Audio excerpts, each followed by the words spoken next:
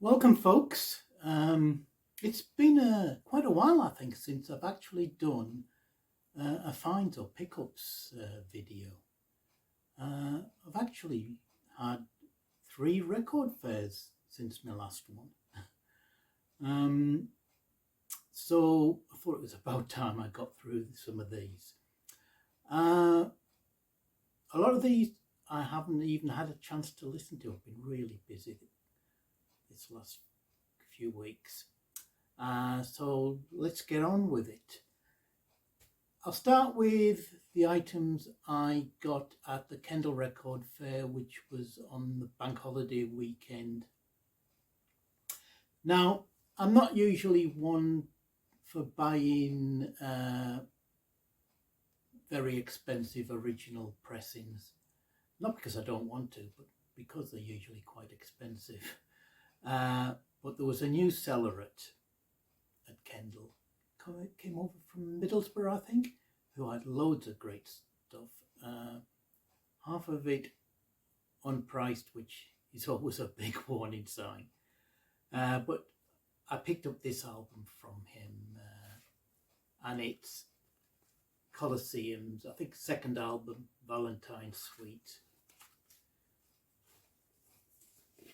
Released, what was it, 1969 or 1970, I think it came out. Now, the reason I got this, and I paid the princely sum of £50 for it, is that I've always wanted an original Vertigo Swirl label album. I've never had one. So I bit the bullet and paid the 50 quid for this. It looks in superb condition. The cover's in excellent condition, apart from a biro mark up here. And looking on Discogs, this goes quite often for 3 figures, between 100 and up to, I think, 218 or something was the highest price paid for it. So yeah, this is more than I would normally pay, but it's a great album, and I finally got a Vertigo Swirl album, original. Next is this album, and this is Golden Earrings on the double. This is when they were actually known as Golden Earrings, plural, just Golden Earring. This is a double album, I think from 1969, I think. Either 68 or 69. Before they, broke big over here with Radar Love. I'm a big fan of Golden Earring. So I'm really looking forward to giving this a listen. Third up, one that I've been meaning to pick up for a long time, and this is Bill Nelson's Red Noise. Red Noise was his project after after Bebop Deluxe had finished, and before he started just all of his solo albums. This is the album Sound on Sound. It's on EMI from 1979, and from what I remember, I haven't heard this in many a year. It follows on from that sort of style that he was going in with the later Bebop Deluxe. So I was really pleased to pick up this one very cheaply. And another one I was so happy to pick up is the very first Caravan album. I think this completes my collection of all the early ones, all the classic albums. This is on the MGM label from, when was it? 1969 again, with the classic lineup. Richard Coughlin, David Sinclair, Richard Sinclair, Pi Hastings. Been wanting this for quite a while. Next, another one that I was really pleased to pick up for, I think this one was ticketed at a tenner, couldn't believe it. Don't often see that these sort of albums at the Kendall Record Fair. This is Pulsar, a French prog rock band from the 70s. This is on the Decca label. And what year was this one released? 1976. I've got one other Pulsar album, a later album than this one, and that's very good. I think this is meant to be one of their best. This is the album Pollen, sorry, I should have said.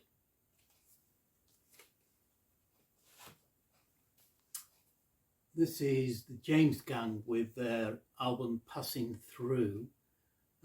This is one of their later albums, I think, post the Joe Walsh era.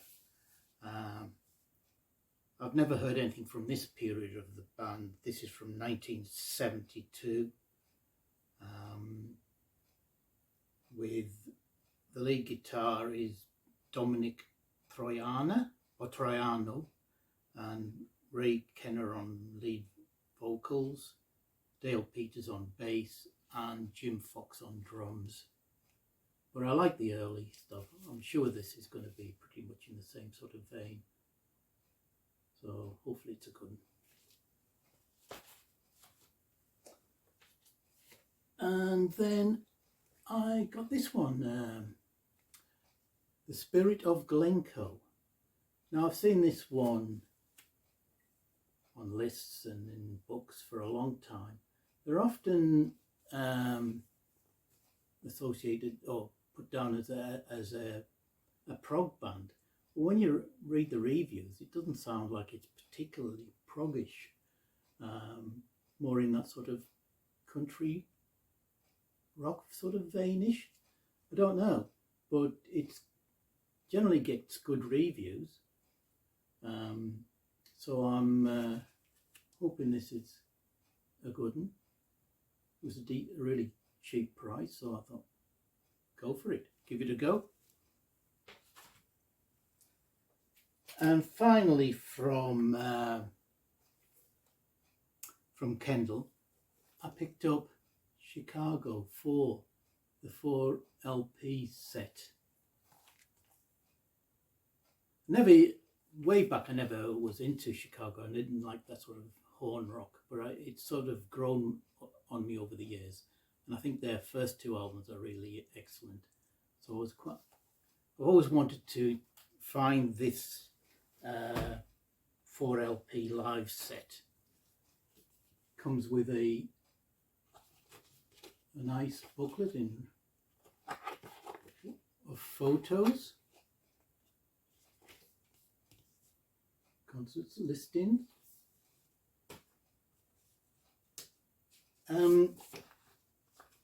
What was even better was the price for this. It was ticketed at £12, and I probably got it for 10. Now, the seller, really nice French guy actually, sells at Kendall. He warned me that there's a bad scratch on the side, on the start of one side, but just in the run-in and just into the first track. I think he said it was mainly over the crowd noise, which sounds with a few clicks. But for this price, £12, I think I can put up with just that. That's the only fault. Everything else looks excellent. I couldn't believe the price of this one. Looking forward to giving this a listen. So that was Bank Holiday Fair at Kendall. Like I say, I've been to a couple of ones at Windermere as well and picked up some stuff. First one here is one I know nothing about, and I've not listened to it yet, but it looked interesting, and and this is Barry Miles with his album Fusion Is. So I take it this is going to be a jazz fusion album. This was in the cheapo bins. It looks interesting. It's the Barry Miles Quartet. Barry plays keyboards. You have Vic Juris on guitars, John Burr on bass, and Terry Silverlight on percussion. It's recorded direct to disc on Century Records, and it's from 1977. So if anybody knows anything about Barry Miles and what his music's like, let me know. But like I say, it sounds interesting. I took a bit of a gamble with a few albums that I bought from at Windermere because they were cheap, and I thought give them a go. But not with this next one. This one I know is a good one. This is Boogie with Canned Heat. I love early Canned Heat and their blues rock. That great cover. This is the album from, we should put it on the back, 1968, and features their hit On the Road Again. Great track.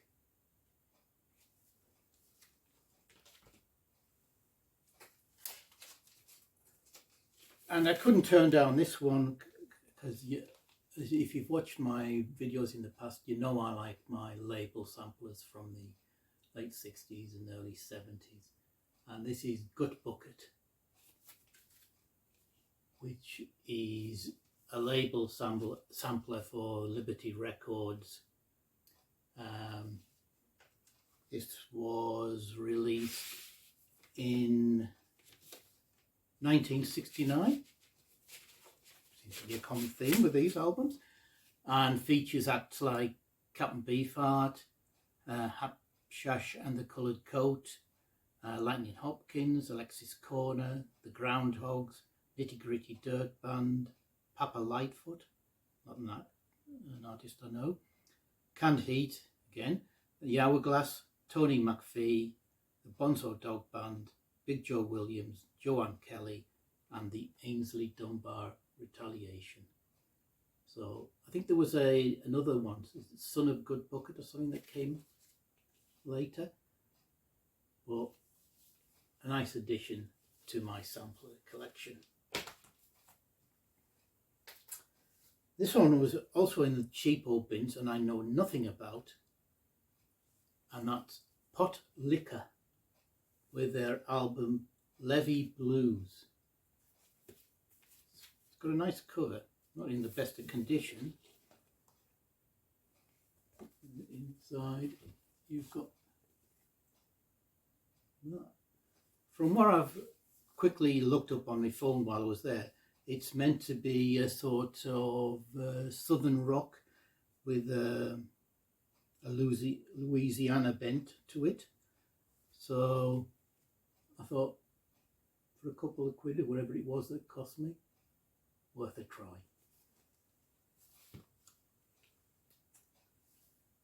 And this was also in the cheapo bins. Michael Darbo, Broken Rainbows. Now, Mike Darbo was obviously well known for being in Manfred Mann band in the 60s. This is a solo album on A&M from 1974. Now, he's a good singer. Liked his material that he wrote for Manfred Mann. So some good musicians on here. Graham Nash is on here, Mike Bloomfield, Rob Noakes is on. It's produced by Elliot Miser and features his song Handbags and Glad Rags that quite a few artists covered. So I think this will be a good one actually.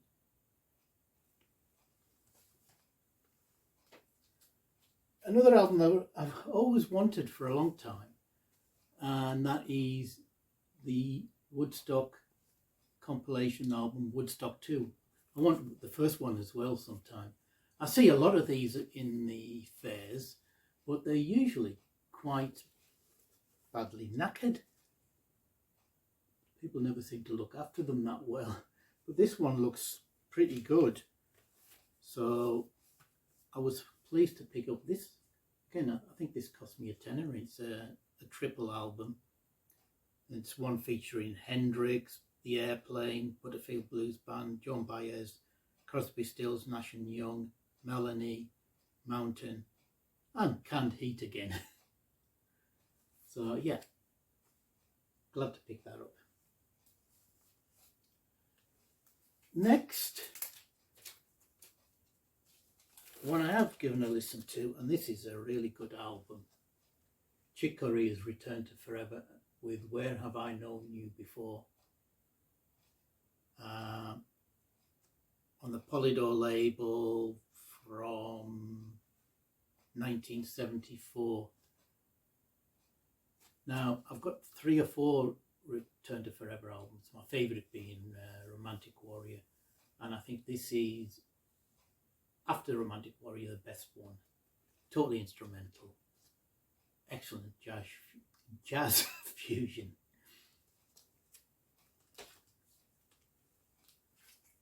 And another one, in some ways I took a risk with this. This is Nurse with Wound and their album Kabbalism. This is a live album recorded in Italy with Nurse with Wound at this point being the duo of Steve Stapleton on guitar pedals and Colin Potter on electronics and the mix. But on this album they play with an Italian avant-garde band, Blind Cave Salamander, I think is the name of the band.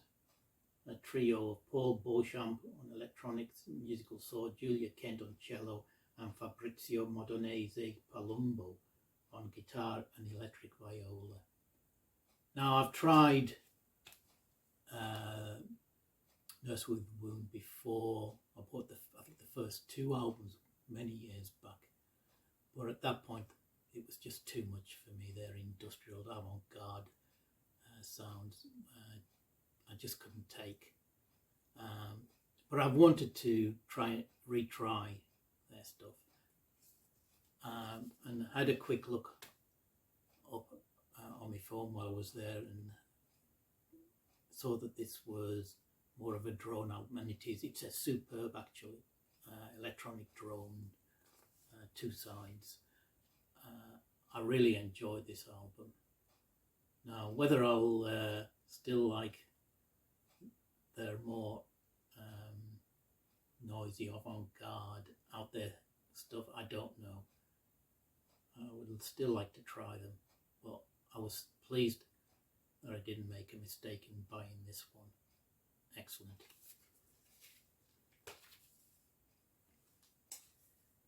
Next up is this album by Dagmar Krause. Dagmar obviously being famous for being in Slap Happy, then Henry Cow and the Art Bears.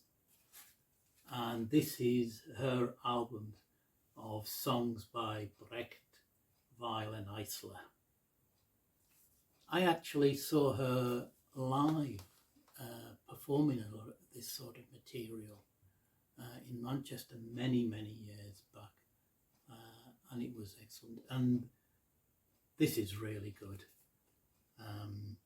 as long as you can take obviously Dagmar's voice, which isn't to everybody's taste, but there's some good musicians play on this. A lot of it's fairly stripped down, just her and piano, but there's Danny Thompson plays bass. You even get Howard Evans. Richard Thompson plays guitar and banjo on one track. I really enjoyed this. It's on the Hannibal label. It's called Supply and Demand, and came out, again I've got to look at the book, when did it come out? 1986, so it must have been around that time I saw her, or maybe a bit later, in the 90s I think, probably maybe early 90s, but recommended.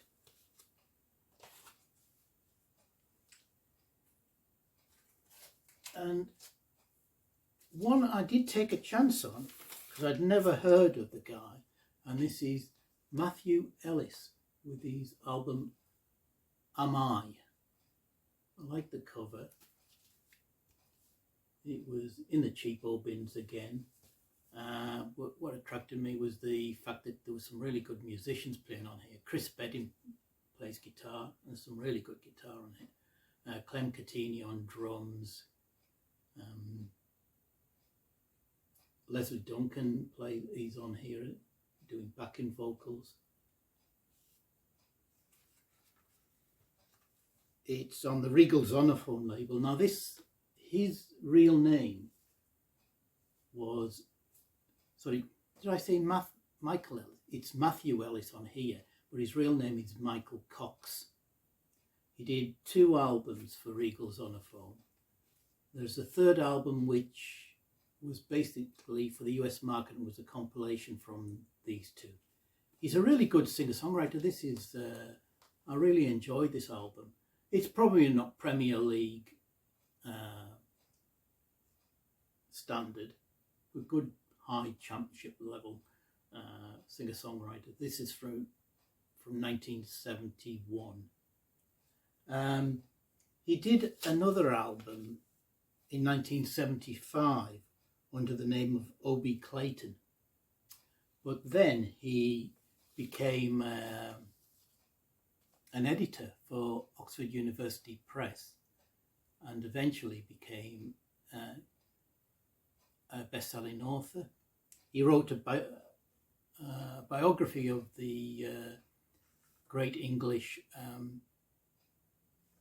ghost story writer M.R. James, and he did, like I say, he had a best-selling book which I thought I'll go and have a look for, and I managed to pick up, and this is the book The Meaning of Night, which is a sort of crime thriller set in the Victorian era. It sounds just up my street. He did this book while he was going blind, I think, from glaucoma. I think it was released in 2006 or something. He did a sequel and unfortunately passed away in 2009. But his album's really good, and I'm looking forward to giving the book a read. And finally, from that, finally, 2 more. I got this album again from the cheapo bins at Windermere, and it's Environs, 3rd of Luglio 1969, 3rd of July 1969. I can't remember now what the significance of 3rd of July was. I think it's got some political connotation. I think something to do with strike action. Can't remember. But this is a jazz album, Italian jazz album.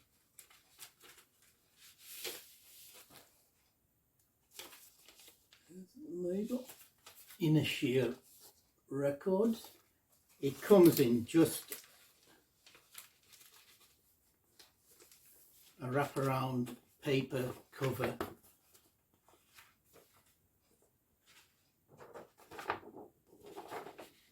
There you go.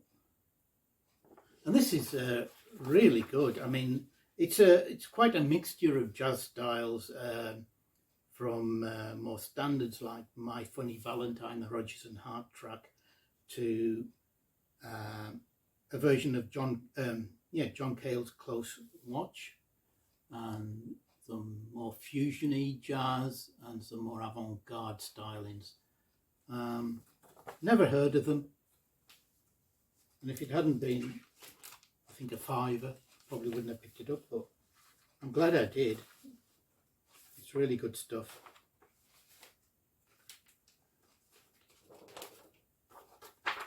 It's nice to find stuff you've never heard of which turns out well. And finally, from the Windermere Record Fair, I picked up this one by Jacques de Jonette, his band New Directions, live in Europe. This is on ECM from 1980, and you've got Jacques de Jonette on drums and piano, Lester Bowie on trumpet, John Abercrombie on guitar, mandolin guitar, and Eddie Gomez on bass. And this is a really cracking album, actually. Fusion in places, but not particularly a fusion album, but not particularly what I've expected from the ECM label, to be honest. But I really enjoyed this. Right, so that's from all I got from the record fairs. But in the month, I've also managed to pick up was given some VCLT, which I'd like to show and thank the people involved. Now, the first one I'm going to show isn't actually the VCLT part of the package, but this is the latest album from the incredible Michael P Dawson. Has one of the best channels on the VC, and has produced some brilliant albums in the past. This is his latest from this year, Hurtle Turtled Out of Heaven. Unlike his previous albums, which were sort of in that sort of avant-prog, RIO-ish sort of vein, this is a pure electronic album, all produced on the Moog. Now, I know I'm saying that incorrectly, but I've always pronounced it that way. I can't stop. Too old. This isn't what you might think is sort of a Kosmischer, sort of German style Berlin School album.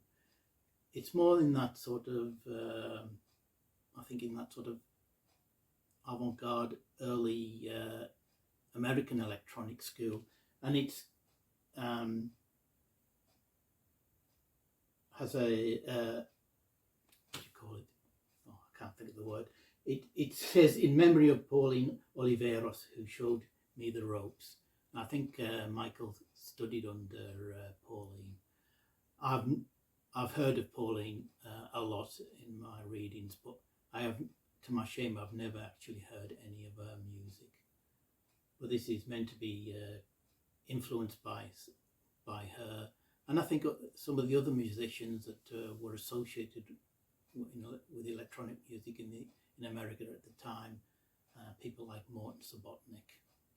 It's really good. This, if you're interested in electronic music, highly recommend it. Pick it up, and then go and pick up everything else Michael's done. But in sending me that, which I'd ordered from his Bandcamp site, he threw in a piece of VCLT, and this is excellent. I was so pleased to get this from Michael. This is Morton Sabotnik, we just mentioned, with his album Silver Apples of the Moon for electronic music synthesizer. This is from, when was this one done? Oh. It's a common problem at the moment. This will be in the 60s, would it? Late 60s, I think. sorry, I should have done my research. Well, this is, I've been wanting this for a long time because I've read so much about it, and it is an excellent electronic music album. And you can see the influence, I think, on Michael's album. And it's on the excellent Non-Such label. So thank you very much for that, Michael. You made me a happy man, happy old man. Next piece of VCLT came from that purveyor of excellent VC videos and with superb, amusing intros. That's Mr. Baggy Hi-Fi. So John sent me this album, the famous album by Spring. Spring were a sort of proto-prog psych band from, was it from the early 70s? When was this one? Or was it late 60s? 1971. Now this has got a great reputation as one of the all-time great Mellotron albums, along with maybe the early Moody Blues, and it totally warrants that that reputation. This is an excellent album with superb songwriting and playing. I thoroughly enjoyed this. I've never had a copy of this, even though I've known about it forever. Never had a copy on any format, not even on CD. This is a reissue on the Karma label, by the way.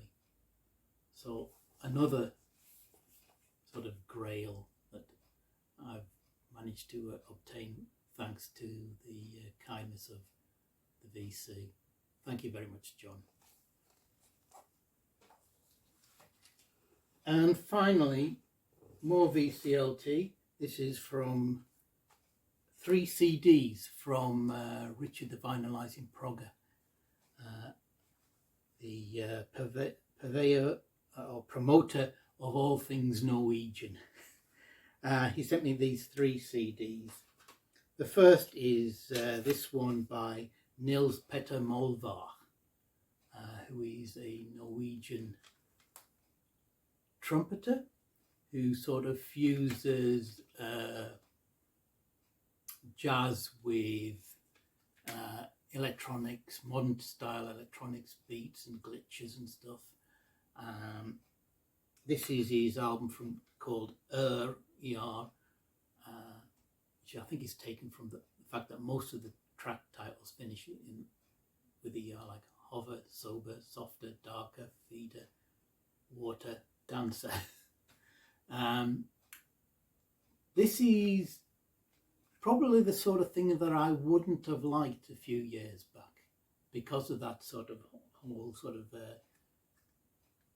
beats and electronic sounds, modern electronic soundscapes, and even that sort of glitchy feel. But it's something that I've come to enjoy a bit more, and this has actually felt pretty good. It's not something I probably would listen to all the way through all at once because it can get a bit too much, but listen to 3 or 4 tracks at a time. I did enjoy that. Thank you. The second one he sent me was this one on the ECM label, and it's the album Sart by Jan Garbar, the Norwegian saxophonist, with his band comprised of Bobo Stenson on piano, who is Swedish, I think, the great Teija Ripdahl on guitar, Arild Andersen on bass, and John Christensen on percussion. This one I really did enjoy. It's from 1971, and has a mixture of that sort of late 60s Miles fusion sort of styles with more sort of European avant-garde jazz fusion. A really good album. And finally, he sent me one that he's been pushing a lot on his channel, one that he actually loves. And this is an album, if I can get it there, by Stian, what's his name? Carstensen, who is a multi-instrumentalist, has done dozens of albums, a lot with a band he created called Farmers Market, who are a sort of jazz band mixed with, I think, Balkan folk music. He's done a lot of collaborations and solo albums as well. This is I think this is his latest album on the Grappa label, from 2021, and it's called Musical Sanatorium. And this is really good. I mean, Richard's right to try and push this one. This is superb, mostly instrumental apart from a couple of tracks with vocals, one of which is has a vocal from Mike Patton of Faith No More, singing in Italian. This is a mixture of jazz, folk musics, quite a lot of like Eastern folk stylings, Eastern European folk stylings, and quite a bit of sort of neoclassical in Bach sort of like flavour on one or two of the tracks. And I think the opening track and maybe one other are very sort of Renaissance styles, medieval folk stylings. This is superbly played. I really enjoyed this an awful lot. Like Richard, I'd highly recommend it. So thank you, Richard, for that. Anyway, sorry I've rushed through quite a lot there. Hope you are all well, and I hope to get another video out soon. So everybody take care, and hope to see you soon. Bye.